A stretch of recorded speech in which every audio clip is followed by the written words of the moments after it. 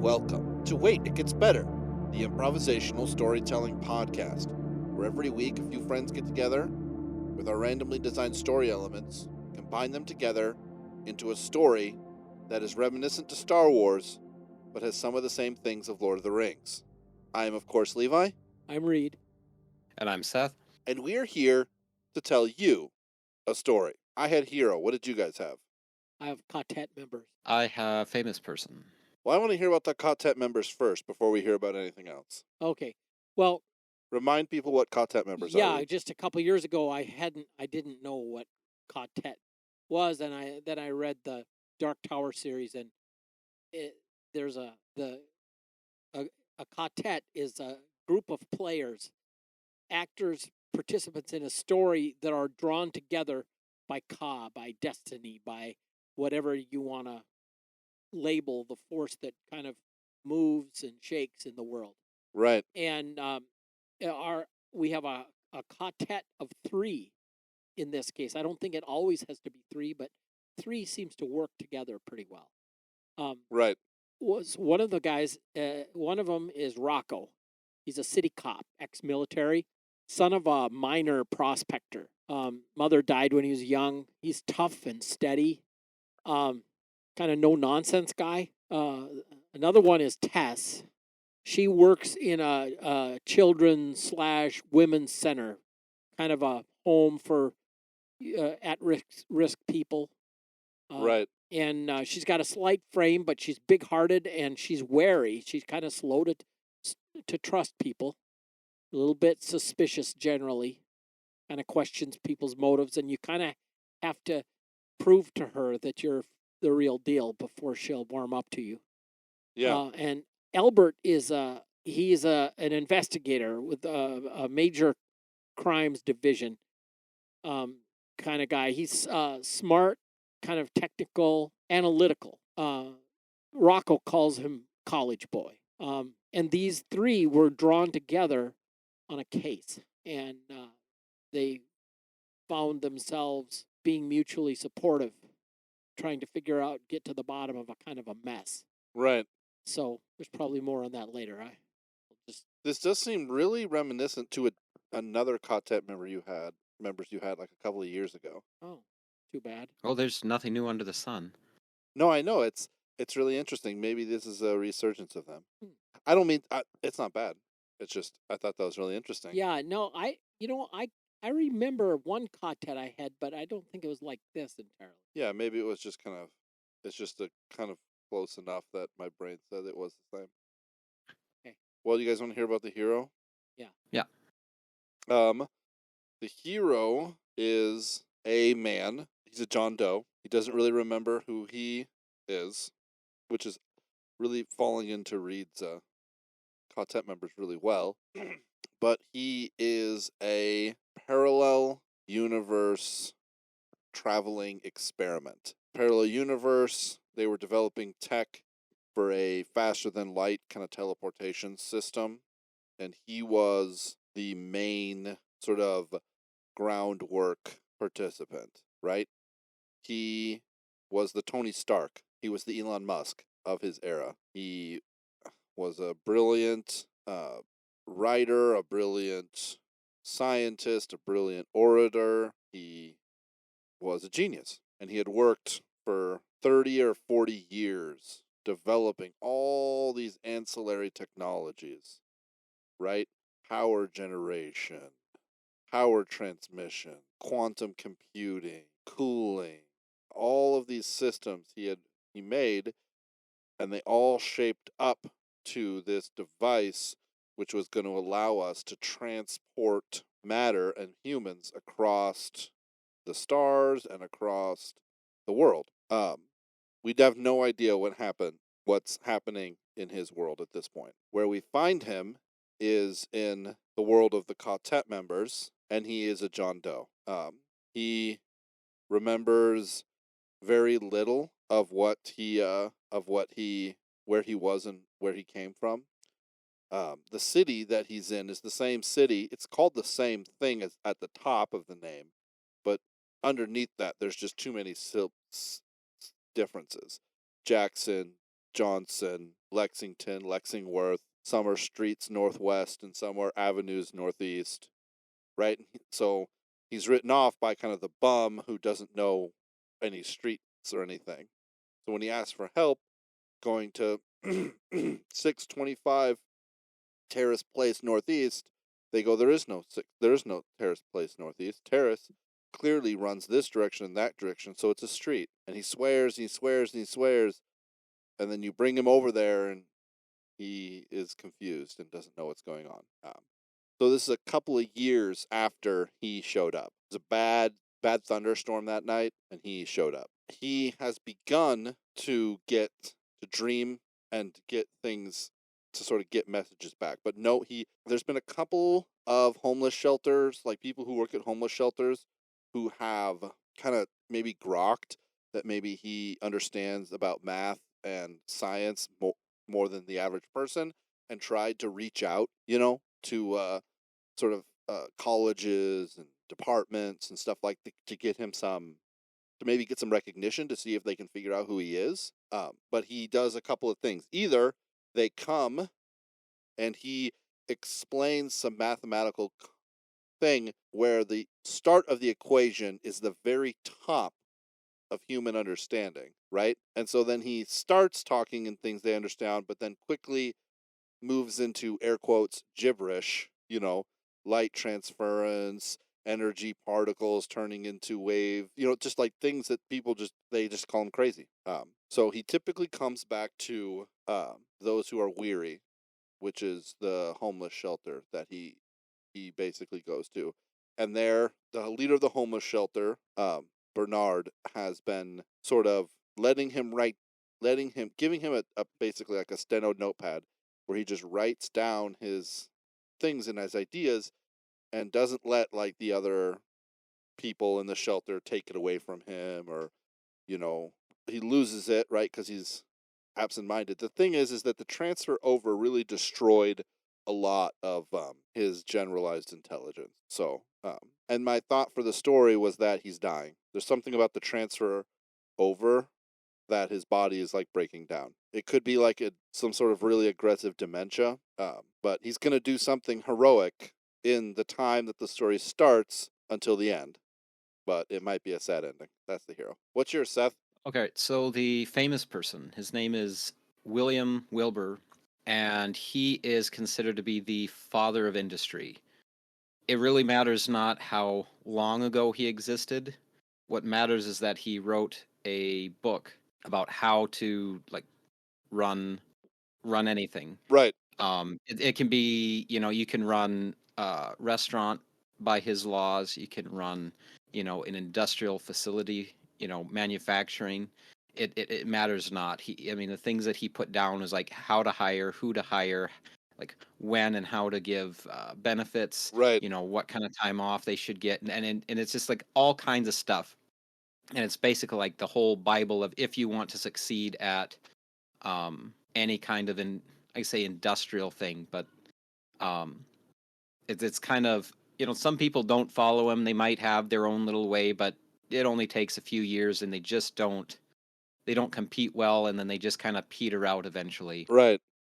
The only, let's say, important players in the world that have gone farther than a little local fruit stand read, adopt, and follow the will of Will. The Will of Will, is that what it's called? The will of Will. That's cool. And that is that's kind of it. Almost like hailed as like a patron god of Business. those that seek to do business. Interesting. But yeah, no, his it's kind of like the little catchphrase, may Will's will be done. It's like by the will of Will. This is how we'll do it. And so like at a board meeting, like everyone will have like their books out and be like, okay, how should we go about? Well, in chapter 3 of benefits and resources, Yeah. thus Will has put down that one should only give a proportion amount of time in comparison to the amount of hours worked divided by the quality of Right. output. And then someone Whatever. interrupts him and says, That's clearly an Anderson understanding. If you listen to the George Michael understanding of Will's work in that passage, he clearly says that you have to first establish value and then establish bonus. You're definitely, you have it all twisted around. Just said, well, after that, then it all just devolves into a multi-level marketing seminar. No, I don't think it degrades into that. Like, because I mean, it's what everybody has like successfully run their business model by. That was a joke. I'm sorry. All right. I mean, it's clear good stuff that's like it clearly lays out, not rewarding mediocrity, advancement of, worth and value and quality. Was this written like aspects of true leadership? Was this written like a long time ago? Is that the idea? Right. Yeah, that's the idea. I mean, it could have been, a couple hundred years ago. It's at least a couple hundred years back. This guy isn't alive. Are his now. children alive, or his children's children? I'd say he was, kind of a recluse. Not necessarily a recluse, but kind of the, I guess everybody wanted him because he was very successful, but he stayed a bachelor his whole life. Like he didn't have any kids. Yeah, like as far as anyone knows. Right. Yeah, that's a I'd say a worthy goal, especially if you see the value of you not, if you see the value of yourself, you might decide that better to stay apart. Because someone like that might see, okay, if I have a wife, well, then that's like an expense, right? And if I can't write off that expense, right, and then you have kids, and they're going to be a drain for this much of time, and then if I want to build this amount of model, so it was like completely embodied, profits. And some will philosophers say that he couldn't deal with the expense. Others say that he broke down under the pressure of maybe having to leave money to his children. The tax laws weren't sort of up to snuff at that point, so he would have had to spend way too much money on his children. So people, I think it's, what is it? There was people are familiar with it, the Cheaper by the Dozen. Yeah. It was basically that. He was a mathematician, and he had it all figured out that if you're going to have one, you might as well have 12, because that's when it becomes, let's say, like economically balanced. Right. He could even be the equivalent of this John Doe in this side of the universe. So just a famous person who was a mover and shaker, but he sort of learned something else or sort of did something else rather than create a bunch of industry. He instead created like all of this really philosophy of business. He did it, but I'm pretty sure he built and sold off 1 billion companies, just because he had figured out, all the right. Yeah. It's interesting. The philosophies of economics are really interesting.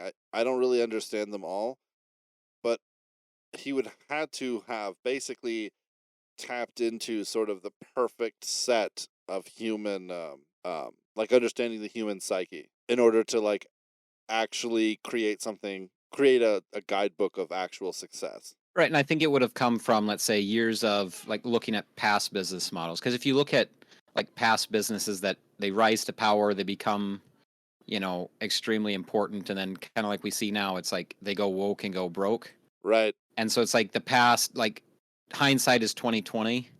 So if you can kind of go through and go, okay, this was a good business model. They did this right, and up at this point, this is where they turned wrong. Right. When they started doing this is where it went bad. But you can't apply a shoe manufacturer's business model to a baker's business model. There's different things. So it has to go deeper than a business model, I don't know. Who am I? Some sort of business major? Spoiler alert, I'm not. Okay. But some real madmen over here. Yeah. Cool. Anyone have any more world building stuff? This would be a really short episode if no one has any fun ideas. Well, just the idea I said about the Ka-tet had been drawn together on a case. What I had in mind was an intersection of things that happen to fit together, and it's part of a much larger human trafficking network. And with John Doe, kind of eyes on in this homeless shelter, there might be some kind of an intersection here. Okay, so one other thing that maybe added to this, like you said, if what is it, the blah, blah, blah, blah. The Will, if he is kind of like the John Doe, except of this kind of timeline. Yeah. Thinking maybe a different twist for that too is so everybody's been using his work like a business model. And I don't know if people are familiar with the idea of I think it's called like gematria. I don't know what that is. Okay, basically you can read you read different texts, and then one of the things people apply it to a lot is the Bible, where like each different letter, each different sound is given a numerical value, Okay. and they break it down for like it's like coding and like hiding other information inside of a text. So if you have the code and say, okay, the count is 65, you'll start at a particular passage, take this letter, count 65, take the next letter, count 65, and then you'll add that value up and you'll look at it again and you'll pull it's like it can go as deep as you want it to be, and Yeah. it basically pulls other stuff out. I'm thinking maybe this one let's say brilliant work on how to run industry in the exact, let's say, points of how it's supposed to be done, is in fact hiding. Maybe he was a like quantum, let's say, mover shaker like this John Doe was, but maybe it was like a Nikola Tesla of his time, and so no one took him seriously, and so he hid all of his actual work behind. Oh, that's interesting. That's interesting. So it's something. So it's like I bring that up because, like the Bible, again, not to point this out, but I mean the people use that for the Bible, and they pull out a lot of different, I guess you could say, prophecy things, and yet the Bible will read and give one layer of information on the top, and then about 6 or 7 different layers of, let's say, sub information if you have the right code to, let's say, count what letters are supposed to be seen or unseen. Absolutely. That is true. So he basically, no one really believed him, so he created himself as an industry titan later on to like hide all of his work. Right. And so basically if someone has like the code or an understanding of like what's actually going on, they can find like the subtext that says, so if it's like if something is tagged under verse 3 and you know that like this is like I don't like some other code book perhaps, or some other understanding that almost to like and I know I've brought it up on here before, but some people look at some of the old like myths and legends, Right. and this isn't an exact one, but it would be like like Medusa's running amok, and so Mercury has to use his net of gold to catch Medusa, right? And I don't think this is the case, but then what happens is like Medusa is like plutonium, like that character represented kind of like uranium or plutonium or something like that. Something that you'd think, oh, they didn't know what uranium was, they didn't know what plutonium might have been. Right. But then you find out later that an alchemic mixture of mercury and gold in a particular net-like pattern will like pull, I don't know, what's it, uranium or plutonium or something out of other matter. And you're like, oh wait, this kind of sounds like the adventures of like something I read in the Odyssey, or Right. Maybe, okay, so what if it's something like this Wilbur and this John Doe, whether his name was Wilbur as well, doesn't matter.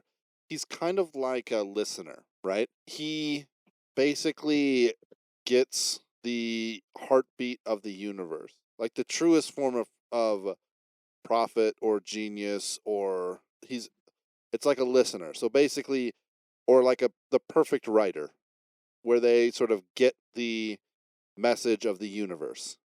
And when I say they get it, I mean they sort of receive it like a radio wave into everything that they see, And so when Wilbur wrote down this cipher, he basically created certainty in his writing because he was so perfectly translating this reality of the universe into his writing to hide his other inventions or his other ideas, to try and sort of communicate to the people what he was experiencing. And so it kind of turned this book into a cipher for reality. You could figure out things, and that's why it works so well with business.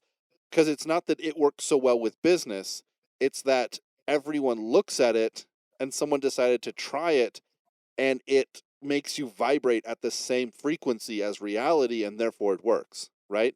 And our John Doe, he didn't understand what was happening. He was just trying to do his best to do things in the world, and everything he put his mind to, the answers were put into place as he did it. And it was like this, people were incredulous. 20 years to completely revolutionize the every single major industry in his world, you know? And then world peace, and then we're going to develop this thing, you know? He's a listener. He's a person who he's not a god. He doesn't have power. He just can hear how the pattern of things. He hears the music. Yeah. He hears he hears the music, but he doesn't just hear the music. He's like, who is it? Mozart, who hears the music and then can write the music perfectly. Right. Yeah. So, people who can hear the music are scientists. They can understand how the world works, but he can hear the music and then he can just write it down, where they have to like test and figure out how it works. Was it Michelangelo? Yeah, I think so. Would look at a block of marble and see it, and then just chip away the bits that didn't belong. Yeah, just remove the pieces that didn't belong. And that's what Wilbur did, and now it's kind of like this kind of holy text almost because of how effective it is. And now our John Doe is also doing that.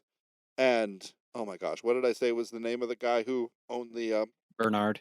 Yeah, no, Bernard has a growing steno notepad filled with these raw calculations, and like no one knows what happens. You could like put these into a computer, and the computer could like communicate across the universe. These are like the source code of reality. Yeah.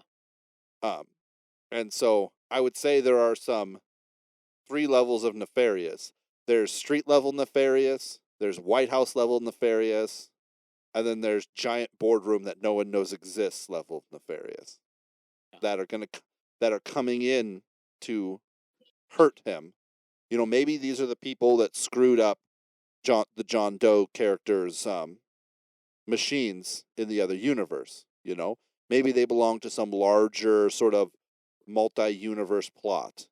And I'm thinking that the bad actors that the Ka-tet have been stumbling across, right, are the leader of the. I think we're getting a villain, like a master, the master villain of the leader of the syndicate that is trying to apply the will of Will to the ultimate crime organization. Right. Where they've got systemizing how to use and manipulate the people that they enslave and place under their power by threatening their loved ones or whatever means they're trying to apply these perfect techniques of super organization, how to get humans to collaborate with each other.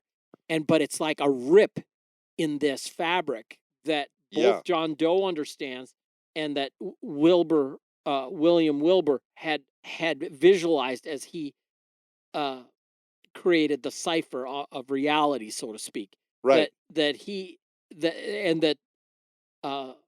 Tess has, of course, from the raw end of rescuing victims and collaborating with Rocco, to chase down the leads, and then intersecting with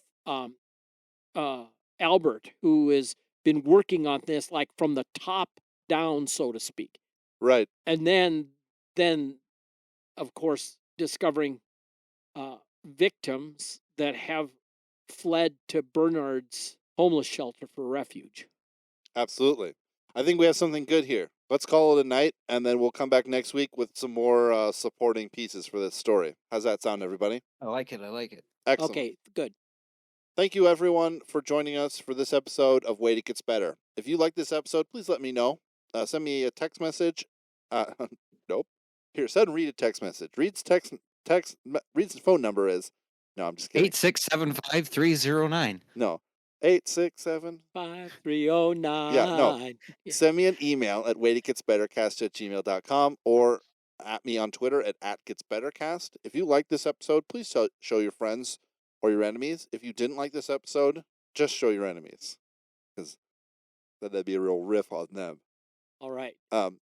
Thanks, everybody. We'll talk to you later. Bye.